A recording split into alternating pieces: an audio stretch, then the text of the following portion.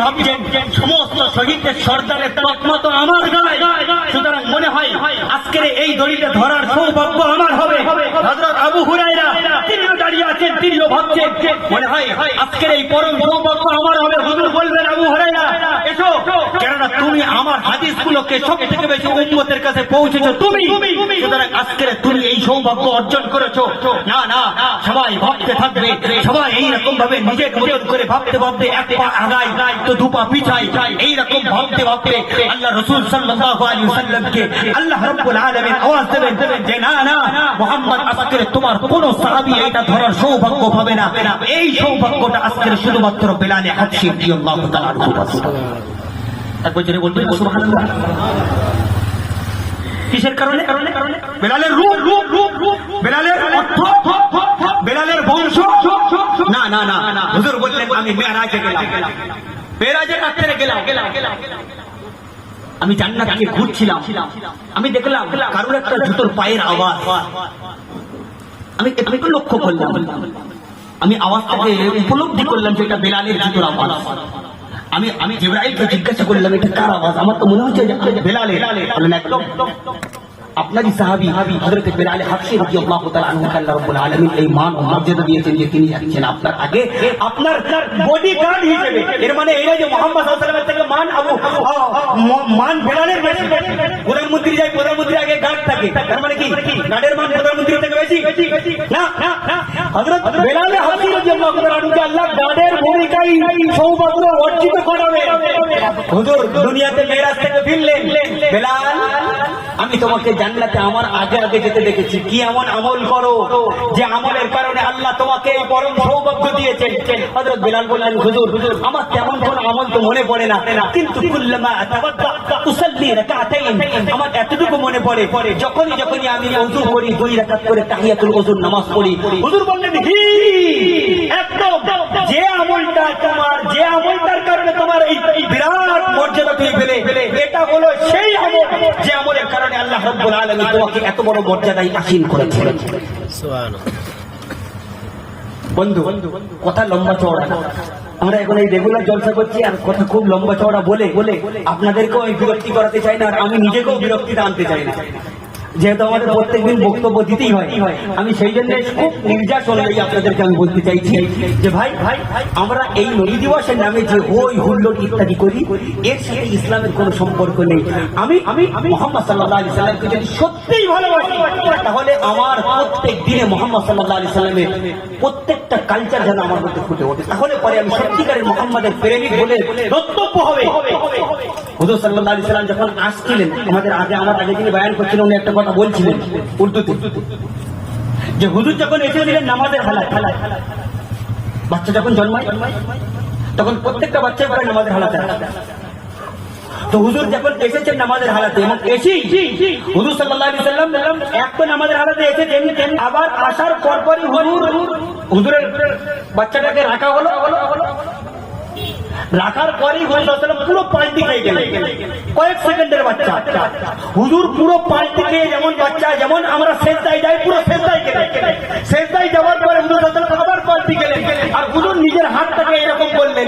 হযরত আমিনা যিনি হুজুর সাল্লাল্লাহু আলাইহি ওয়াসাল্লামের মা, তিনি বলছেন যখন এইরকম ভাবে হুজুরের আঙ্গুলটাকে আমরা তুলতে দেখলাম, আমাদের সেই অন্ধকার ঘরটা এত আলোকিত হয়ে গেল, আমরা রোম ফারিসের সেই সমস্ত বিরাট অট্টালিকা যেন আমাদের সামনে চোখের সামনে ভেসে উঠেছে।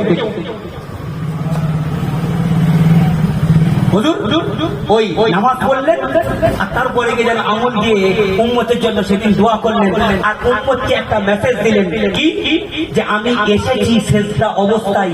আর এবার যখন হুজুর সাল্লাল্লাহু আলাইহি সাল্লাম দুনিয়া থেকে যাচ্ছেন তখন হযরত আবু হুরায়রা রাদিয়াল্লাহু তাআলা আনহু হুজুরের কাছে বসে আছেন। হুজুরের একদম শেষ মুহূর্তে হুজুর আবু হুরায়রা আমি তোমাকে একটা বক্তব্য বলে যাচ্ছি, আমার উম্মতকে এই বক্তব্যটা পৌঁছে দেবে। কি?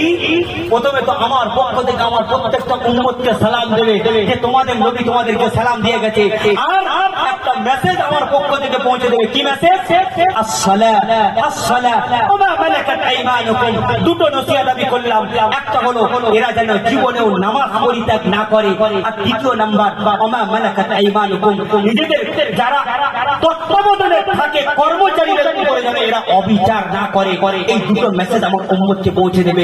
হুজুর আসলেন সেজদা অবস্থায় আর যাচ্ছেন সেজদার কথা বলে, তার মানে হুজুর পুরো ব্যাপারটা যেটা বোঝালেন যে এই কেউ যদি নিজের ভালাই চায়, নিজের যদি কামিয়াবি চায়, নিজের যদি উন্নতি চায়, কিয়ামতের দিন আল্লাহর সামনে হাস্য মুখ নিয়ে দাঁড়াতে চায়, কেউ যদি চায় কিয়ামতের দিন আমার সুপারিশ করতে, কেউ যদি চায় সিরাতের বিদ্যুতের গতিতে পার করতে, কেউ যদি চায় কিয়ামতের দিন ডান হাতে আমলনামা নিতে, তাহলে সে যেন নিজের জীবনকে শুরু থেকে শেষ পর্যন্ত নামাজের সাথে নিজেকে মুড়ে দেয়।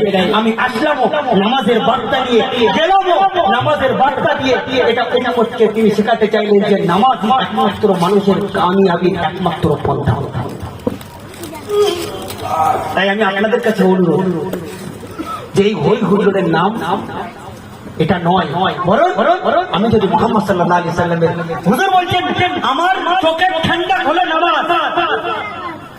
কিছু জিনিস আমাকে আমার অন্তরকে ঠান্ডা করে, যেমন আমাদের সন্তান অনেক সময় কি হয়, কিছু কিছু সন্তান এমন থাকে, আমার সন্তানকে দেখলে আমার জান জুড়িয়ে যায়, মন জুড়িয়ে যায়, কলিজা ঠান্ডা হয়। হুজুর বলছেন আমার কাজ দেখলে কলিজা ঠান্ডা হয় না, আমি যদি নামাজ পড়তে পারি আমার কলিজা ঠান্ডা হয়। তাহলে যে আমলে হুজুরের কলিজা ঠান্ডা হয়, আমি যদি মুহাম্মদের মান্যওয়ালা হই, মুহাম্মদের আশিক হই, তাহলে আমারও তো উচিত মুহাম্মদ সাল্লাল্লাহু আলাইহি সাল্লাম যে জিনিস করলে মুহাম্মদ সাল্লাল্লাহু আলাইহি সাল্লামের কলিজা ঠান্ডা হবে, তিনি যেন কিয়ামতের দিন আমাকে আগলে নেয় এবং এই বুকে আগলে নিয়ে যেন মুহাম্মদ সাল্লাল্লাহু আলাইহি সাল্লাম বলেন হে আমার উম্মত, আমি যে নামাজের মেসেজ তোমাকে দিয়ে এসেছিলাম, তুমি সেই নামাজকে আগলে রেখেছিলে, এসো এসো তোমাদের জন্যই তো আমি হাউজে কাউসারের মতো নিয়ামত নিয়ে দাঁড়িয়ে আছি। আল্লাহ রাসূল সাল্লাল্লাহু আলাইহি সাল্লাম এমন উম্মতদেরকে নিজের হাতে হাউজে কাউসার পানি পান করিয়ে তারপর আল্লাহ রাব্বুল আলামিনের জান্নাতে পৌঁছাবেন। ওটাই তো ইন্না আতাইনাকাল কাউসার আছে না, মানে হে মুহাম্মদ সাল্লাল্লাহু আলাইহি ওয়াসাল্লাম আমি তোমাকে হাউজে কাউসার দিলাম। আর হাউজে কাউসার কথা বলি আল্লাহ তারপরে কি বললেন, ফাসাল্লি লিরাব্বিক। সুতরাং যখন হাউজে কাউসার পেয়েছো তাহলে এবারে আল্লাহর জন্য নামাজ পড়ো। তার মানে কেউ যদি চায় যে আমি হাউজে কাউসার থেকে পানি পান করব, তাহলে সে যেন অবশ্যই নামাজি হয়।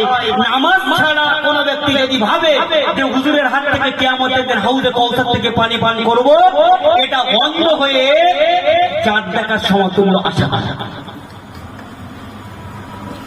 সেজন্য কথা না বাড়িয়ে আমি আমার বক্তব্য এখানে ইতি টানবো।